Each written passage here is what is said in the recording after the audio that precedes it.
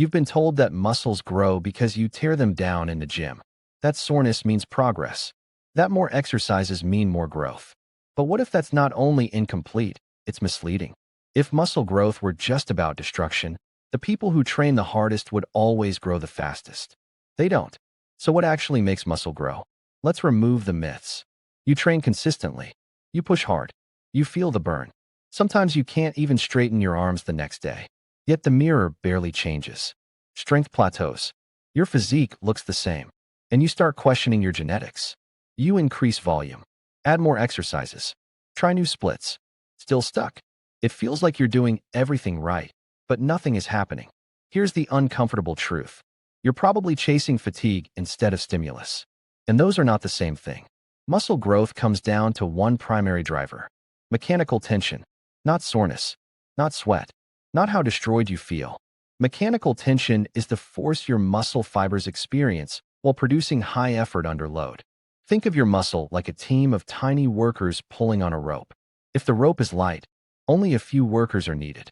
If the rope is heavy, more workers are recruited. Those workers are motor units.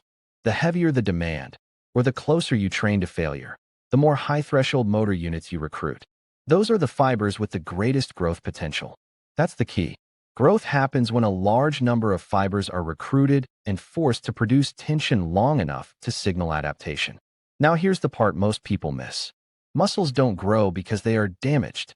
They grow because they are required to adapt to tension they cannot currently handle efficiently.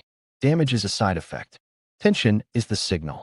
If damage were the main driver, the first week of training would build the most muscle because soreness is highest. It doesn't. Instead, growth correlates much more strongly with consistent high mechanical tension over time. And here's the deeper layer. Your body is conservative. It doesn't build new tissue unless it has proof that the current structure is insufficient. One hard workout is not proof. Repeated exposure to high tension with recovery is proof. That's how you force adaptation. But this opens another question. If tension is what matters, why do so many people train hard and still not grow? Because they confuse intensity with effort. They chase novelty instead of progression. They want the dopamine hit of a new exercise, the excitement of a new program, the ego boost of heavier weight. Even if form collapses, ego lifting is common. You add weight before you own the movement. Momentum increases. Tension on the target muscle decreases. The bar gets heavier. The stimulus gets weaker. Another mistake? Impatience. Muscle growth is slow, almost boringly slow. You cannot see daily progress. You can barely see weekly progress. But you expect visual change in 30 days. So you switch programs. Every switch resets the adaptation curve. Consistency builds muscle. Novelty entertains you. And most people choose entertainment. So what actually works? Step 1. Train close to failure with control. Not absolute failure every set, but within 0 to 3 reps of technical failure. That's where full motor unit recruitment happens. Slow down the eccentric. Control the weight. Remove momentum. If the target muscle isn't the limiting factor, it's not optimal tension. Step 2. Prioritize progressive overload, not random overload. Track your reps. Track your sets. Track your load. Your goal is simple. Do slightly more over time. 1 more rep.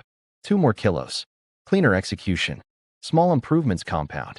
If your numbers aren't improving, neither are you. Step 3. Recover like growth depends on it. Because it does. Muscle is built during recovery, not during the set. Sleep 7 to 9 hours. Eat sufficient protein. Maintain a slight caloric surplus if growth is the goal. Training provides the signal. Nutrition provides the material. Recovery provides the environment. Remove one, and growth slows. Simple, not easy. And here's something most won't tell you. You don't need endless volume. You need enough high-quality volume. More is not better. Better is better. Muscle growth is not about how destroyed you feel. It's about how effectively you apply tension, repeatedly, with progression and patience. Your body does not reward effort. It rewards adaptation. And adaptation only happens when you give it a reason strong enough to change. Train with intent. Progress with discipline. Recover with intelligence. Muscle is not built by chaos. It's built by